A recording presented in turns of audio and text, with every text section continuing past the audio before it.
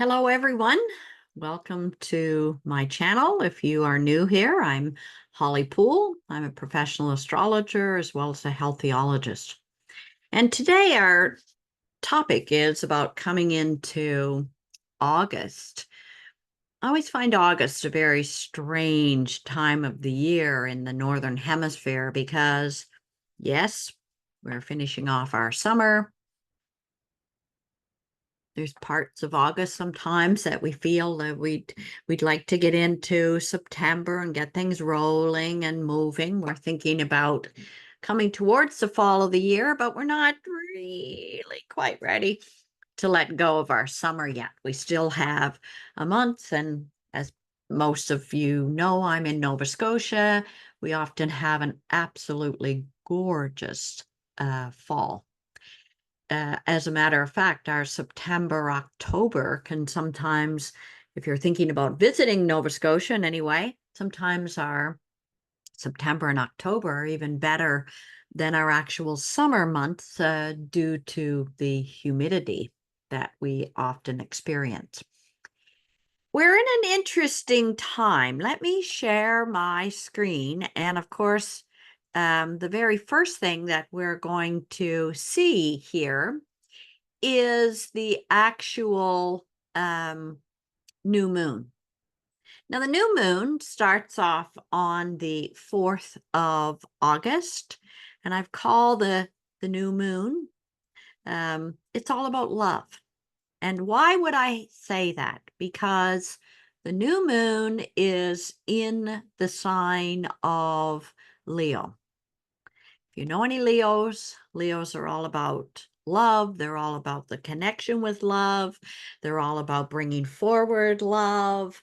In medical astrology, the sign of Leo is about our heart and our heart connections, and so on. So this new moon brings out that whole sense and beginning connected directly around love.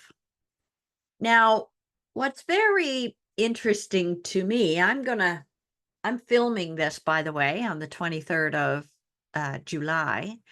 So we've just seen some events take place and happen directly connected, mainly in the US more than anywhere else.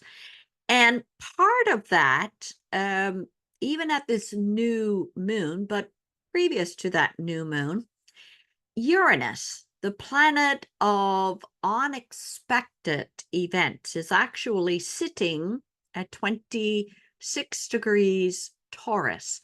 Well, what we may not recognize or know that is connected to the fixed star Algol, which also sits at 26 degrees Taurus. What's the underlying meaning of the fixed star Algol? You know, we talk about Chiron and the wounded warrior. We talk about Ceres, the mothering. Algol is about often it's not kind of one of your nicer fixed stars. It's really about sort of losing the head of royalty. It's about losing the head of state. And what was very interesting to me was the US event that took place on the 13th of July.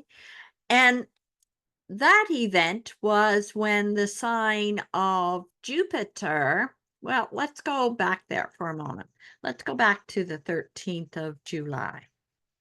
Let me head back here for a second. 13th of July. 13th of July, up in the sky, we actually had Mars. Mars is that god of war. Mars is that sense of aggression.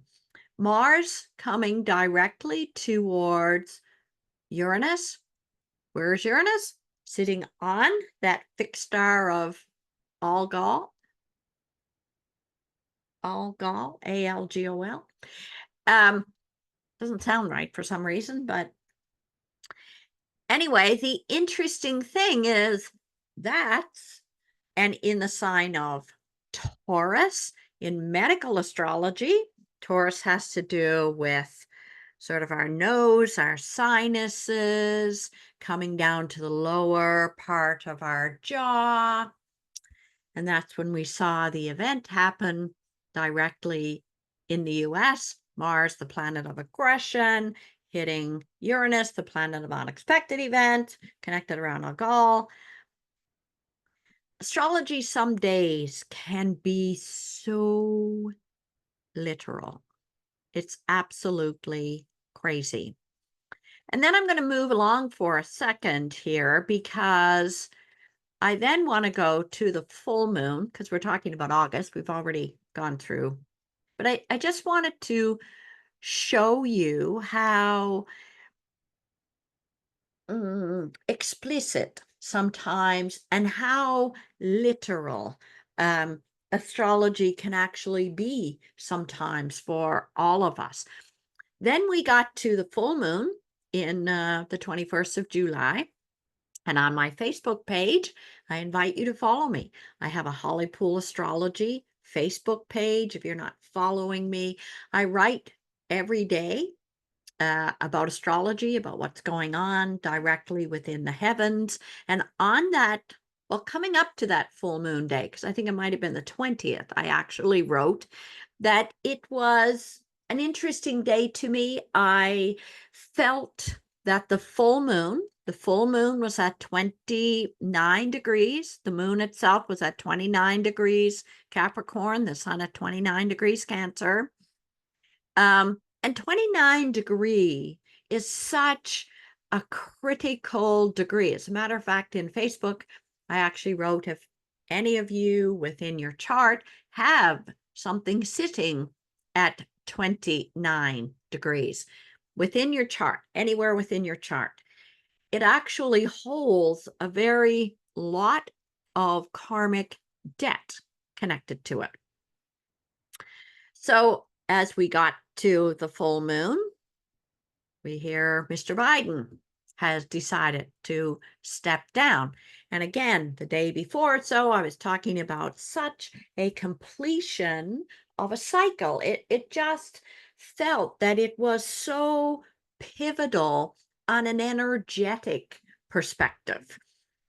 Well, and I had also commented that after we got through the weekend of that full moon, to expect that life looks somewhat different on the other side of that full moon. Of course, today being the 23rd of July, I am on the other side of that full moon.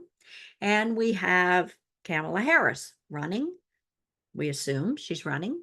At this stage, at this time of day, Biden has agreed for her to run, has stood behind her. I'm looking for words here. Stood behind her to say, yes, you should be the next one running. So what did I do then? I immediately thought, oh, well, I must look up Kamala's astrological chart.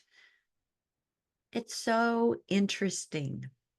You know why?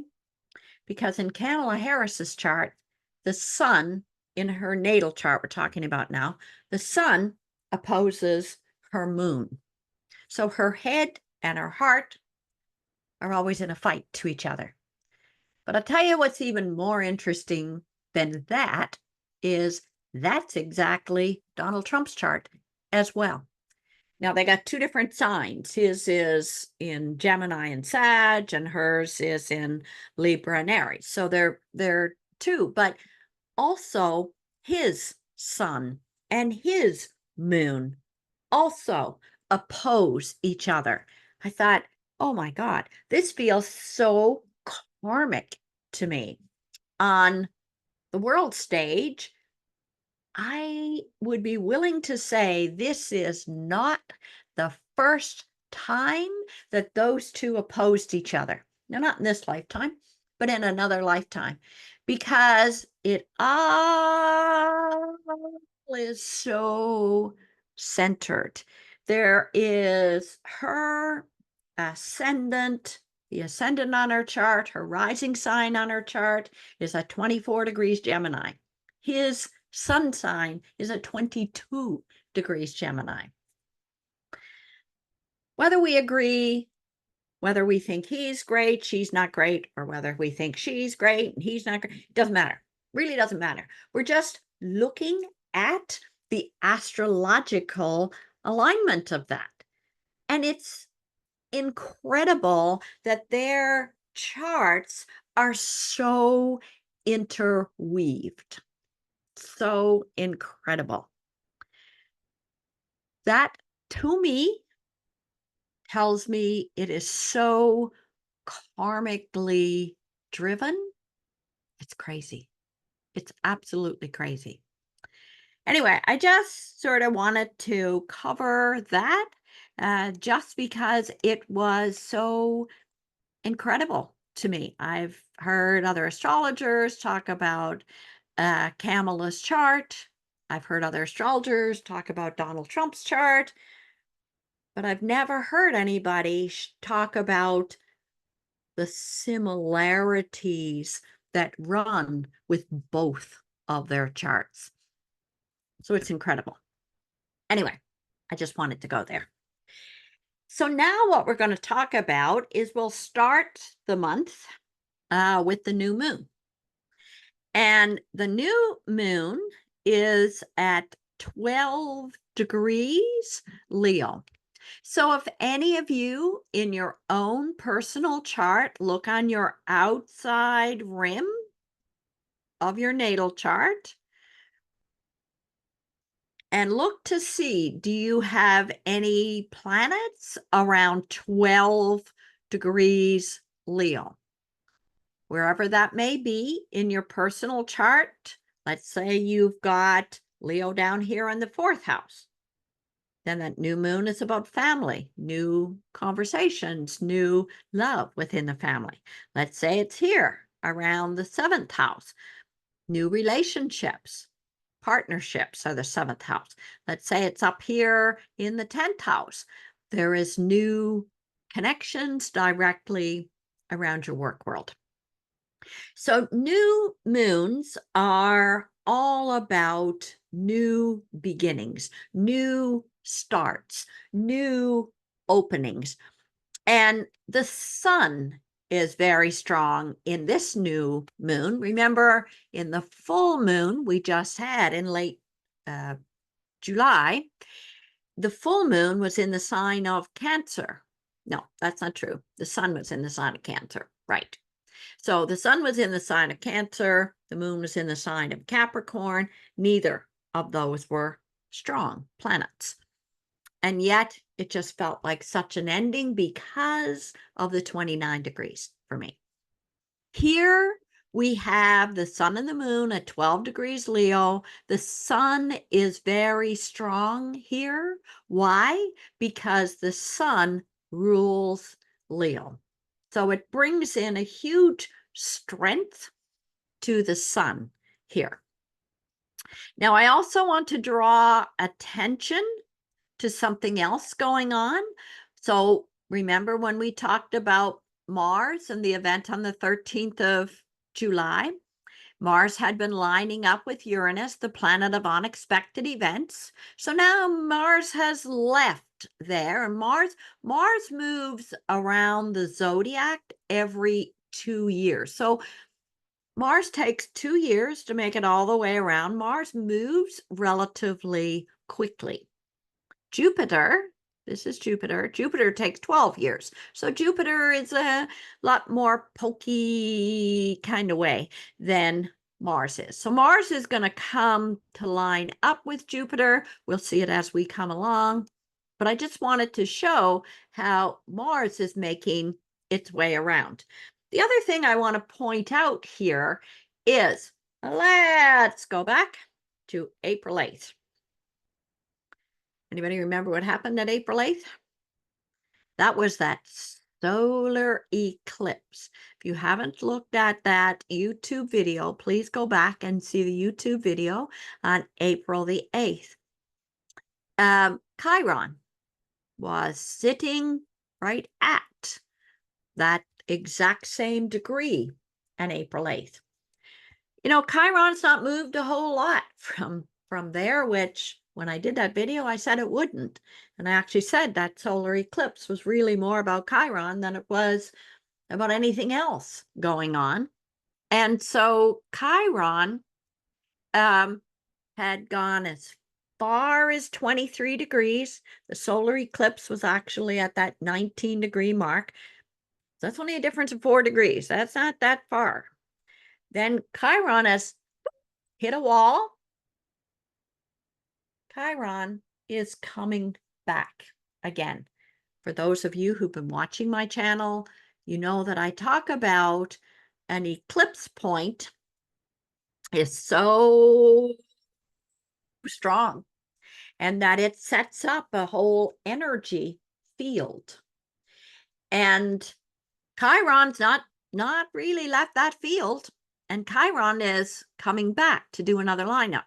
And that's the other thing I want to talk about. July 13th, the event that took place in the US. We are having a solar eclipse. Yep, a solar eclipse on the 2nd of October. Somewhere around that, and again, you can go back, check my Facebook page. I talked about somewhere around that 13th. So somewhere, I think it might have been the 10th, 11th, 12th, somewhere of 13th. I talked about the south node was actually sitting at that solar eclipse point. Yep, I know, we're not at October yet.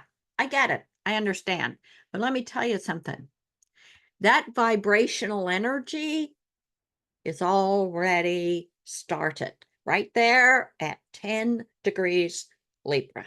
There's already an eclipse point setting up there. And we had South Node go through there right on that 13th of July. Now, on the 10th or 11th of July, on my Facebook page, I wrote and said, pay attention in your own personal life over the next few days. It's going to give you a little bit of a preview as to what we might expect with the solar eclipse in October. Do you personally have anything around 10 degrees Libra? Because if you do, somewhere around that 10th, 11th, 12th, 13th of July, that's giving you a bit of a preview as to what we can expect. What does that mean for the event that took place in the US? Will there be another attempt? Will there be an attempt on somebody else? There will definitely be an event that will take place connected somehow to that arena somewhere around that solar eclipse, because we've already had a blip happen within that 10 degrees Libra, guaranteed. All right. The other thing that we're watching here is Jupiter up in the sky at that new moon. Jupiter up in the sky will be at 15 degrees Gemini. Saturn is at 18 degrees Pisces. Back in, let's roll it back, roll it back, roll it back, roll it back. Let's roll back to December 2020. December 2020. Do you remember everybody talking about the great conjunction that happened? Back in December of 2020, they talked about the massive great conjunction when Jupiter up in the sky came to line up with Saturn up in the sky. They were at 0 degrees.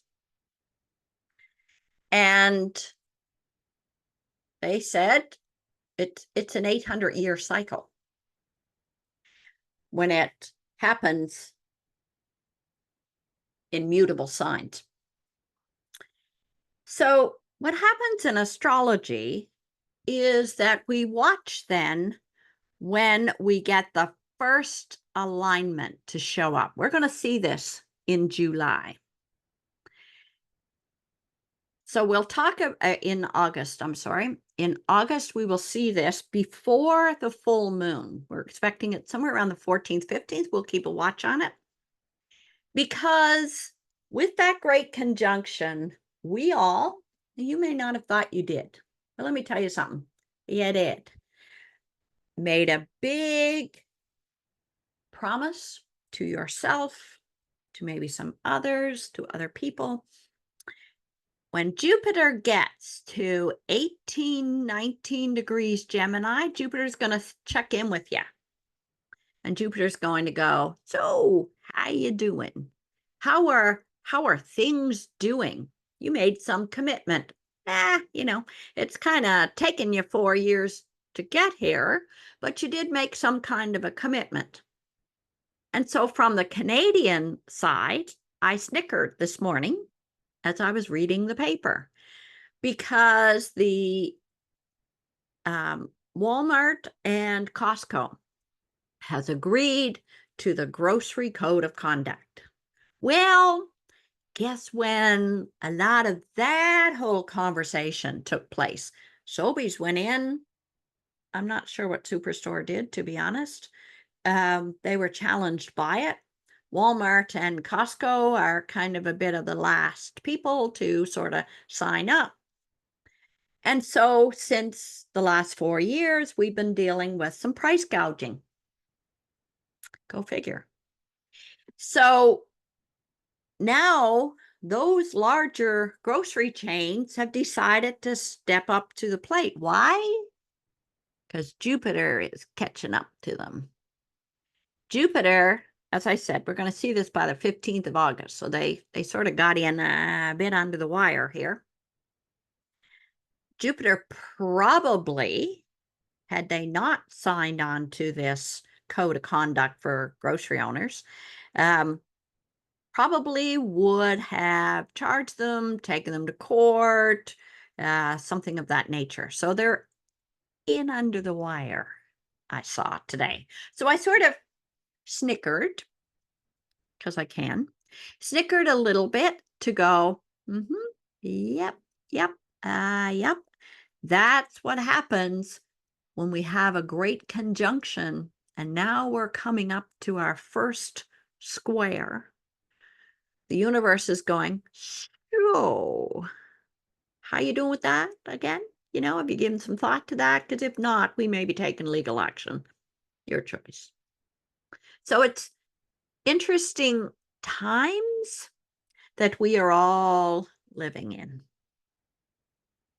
When we get to the 5th of August, Mercury starts to retrograde.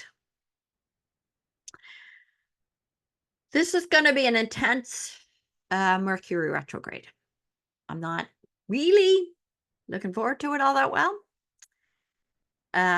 Why? Because Mercury is in the sign of Virgo.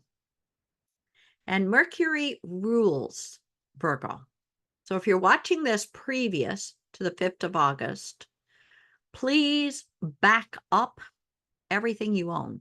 Back up your computers, back up your files. And hey, if nothing happens, nothing happens. But don't be dumb. Play the game, work its way through. There's no reason to not take precaution.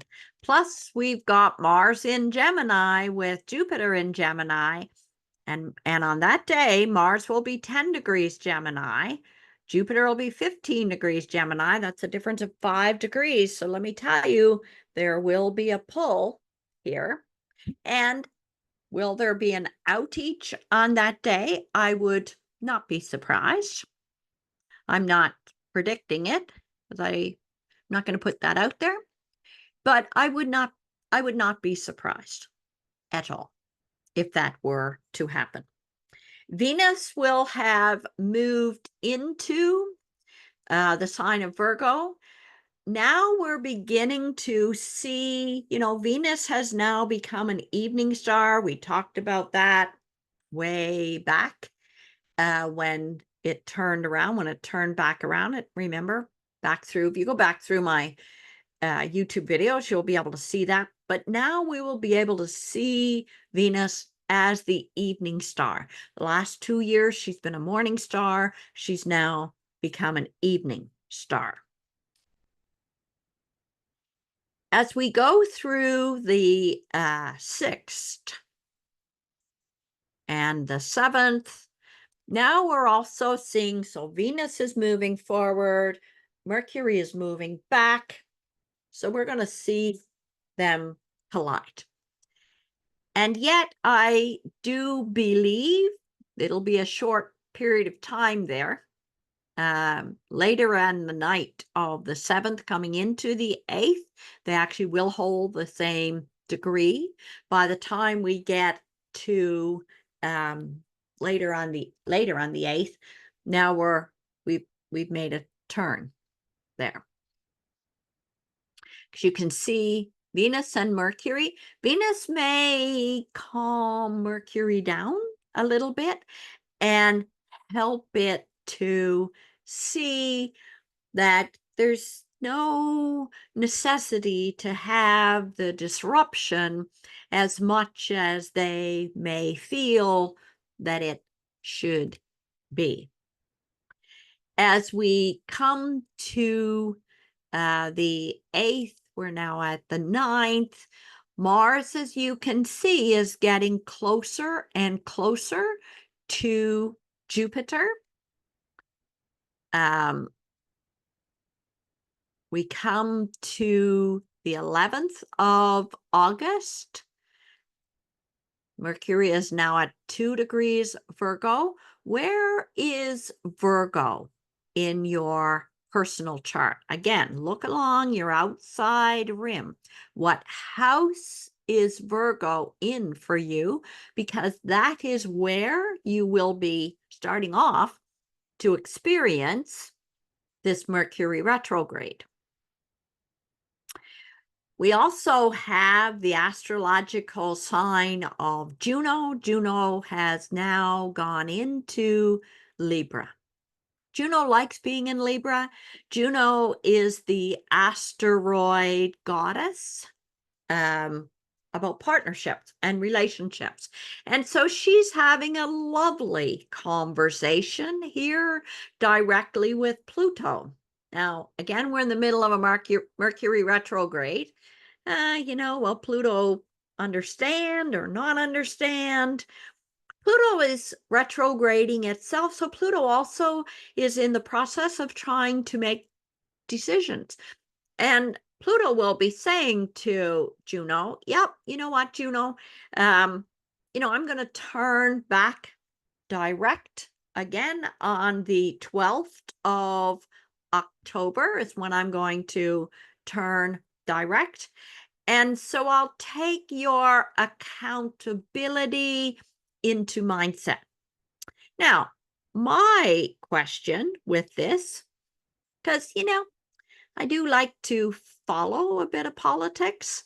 My thoughts will there be another person entering the race? I know Mr. Kennedy is also into the race. I don't know how far he is into the race, but but will there be, now Juno is feminine. She was the wife of Jupiter in mythology. Will there be another female that will enter the race? Will Kamala Harris choose a female partner? Or will there be another female? I'd heard maybe Michelle Obama, who knows? Will there be another female that enters the race here? Because Pluto is saying, as I said, I will really take a strong, hard look when I turn direct. And Pluto is going to back into Capricorn. So there may be conversations here to say, maybe I need to bring on a female running mate. When Pluto goes back into Capricorn, Pluto's going to say, maybe a male running mate is a better idea, or maybe there will be a male of, it'll be interesting to watch. Somewhere around, we've got that solar eclipse on the 2nd of October, remember, which I said is going to have a bit of a look of that July 13th event. This is such an intricate time. And this is why I say I love astrology, because it's so literal. It is so literal.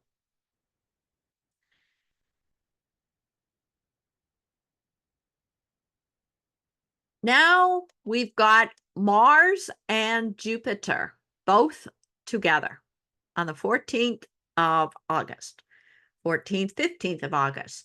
That is creating the square with Saturn. So let's go back. I want to talk for a moment here about that great conjunction that happened in December of 2020. One of the things with astrology, we always look at the cycles. So even looking at the cycle of Saturn, when a child is born, Saturn is somewhere within the chart. When the child is roughly about 7 years of age, of course, Saturn, when we take the picture of the chart, of the natal chart of the child, that's just a click, click in time, and the planets continue to move on.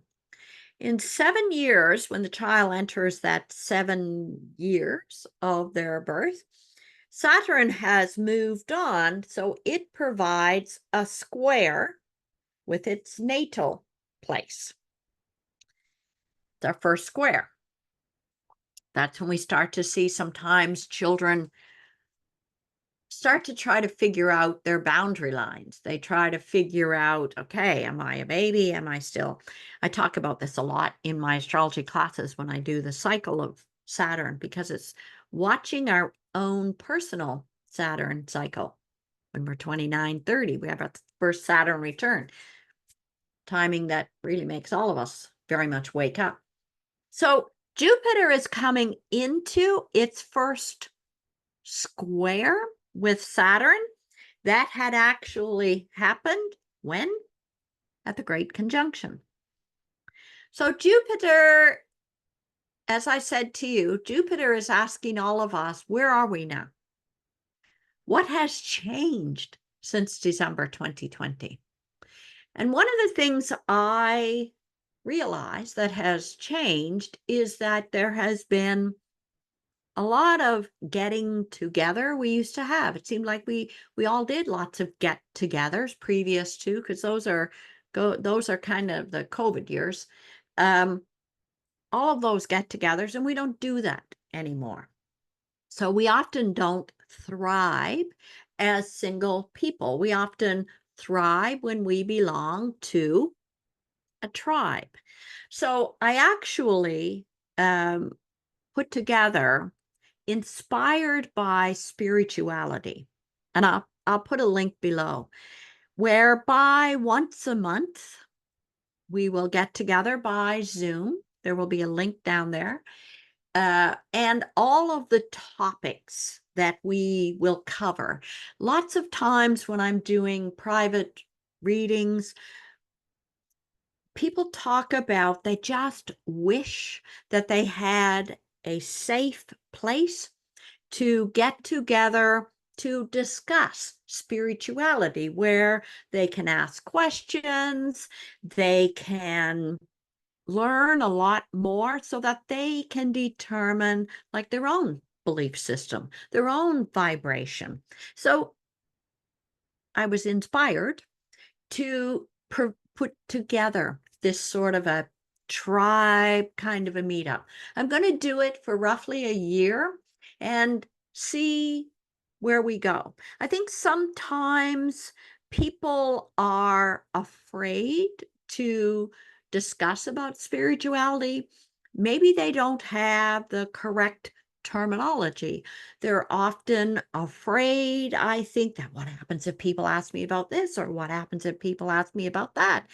And I don't have the answer. So that's one of the other things that I hope to do with this inspired by spirituality discussion. Our first one is going to be in September, and we're going to talk about gemstones. I'm a gemstone therapist, and over a lot of years, I provided a lot of hands-on healing work using gemstones. So I have a lot of in-depth knowledge about gemstones. But, if you're with a group of people, say, for instance, and they don't know anything about gemstones, and they look and they go, mm, that's just a rock. Gemstones are way more than rocks. And so I want to help to provide a lot of the terminology that can help people feel a sense of confidence when they're out there doing those types of discussions. Or let's say they have a friend. Many, many, many years ago, I broke my foot and I immediately went to gemstones to help heal it. I use green gemstones to help mend bones. We don't use green gemstones when we have a disease such as cancer because green gemstones promote growth. But those are the types of things that I really want to get into those conversations. There are some of those topics I will bring in part of astrology, but I see astrology not just as an end all to be all. When I teach beginner astrology classes, I say to my students, astrology is amazing. It's an absolutely fantastic science, but it's way more than just astrology. If you're going to do astrology, learn all kinds of other practices as well, because it helps to augment. And so that is my contribution to the need of get together. That is my contribution to Jupiter square to Saturn, saying, in your world of responsibility, how are you doing to help this? What are you doing to help mankind? How are you using your voice, Gemini? How are you using your voice in order to help healing work, healing fascination? And that's Pisces. So when I sat down to put together those topics, I pretty much channeled every one of those topics because I'd write down the topic and then I'd go, oh, like that'd be so interesting. There's so many conversations. The one in October we're going to do will be about decoding your dreams. My very first thing I'm going to tell you to do is throw away your dream dictionary because that don't work for you. So there's all kinds of help out there that we can manage to do. Coming back, I digress. As most of you who watch my channel know, I do that often. When we then get to the 15th of August, now we've got Mars in the square with Saturn. So there's some aggressive conversation, aggressive communication, other people telling you what you should and should not do. Good luck with that. Mercury is still retrograding, but now Mercury has moved back into the sign of Leo. So now it's affecting all of you that have Leo on the outside rim. Mercury is going to move back through Leo. So miscommunications around love is a high possibility throughout the rest of the time. Mercury will turn direct on the 28th. I'm only going as far as the full moon today.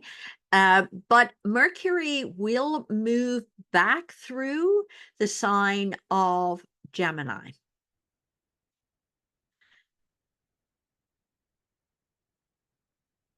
I'll go to the 18th because we are coming up to the next full moon. The full moon will be on the 19th. It'll be at 27 degrees Aquarius. So it will be opposing, that full moon will be opposing Mercury. So it also may be a very eye-opening time in many ways when we get to that full moon. And that's going to create a square with Uranus that's sitting on a Algol. The fixed star Algol. It is at 26 degrees Taurus, but, that's all in alignment there. So it's interesting times that we have happening. It's absolutely interesting times entirely. I'm going to stop my share here for a moment. So, as I said, I will put a link down below to the Inspired by Spirituality, and you can go and have a look at all the topics.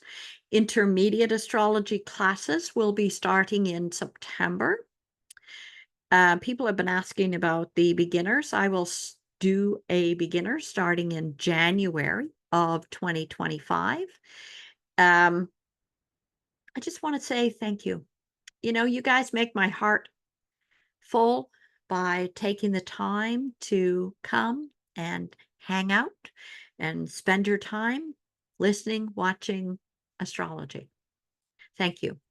From my heart to yours, have a fantastic day.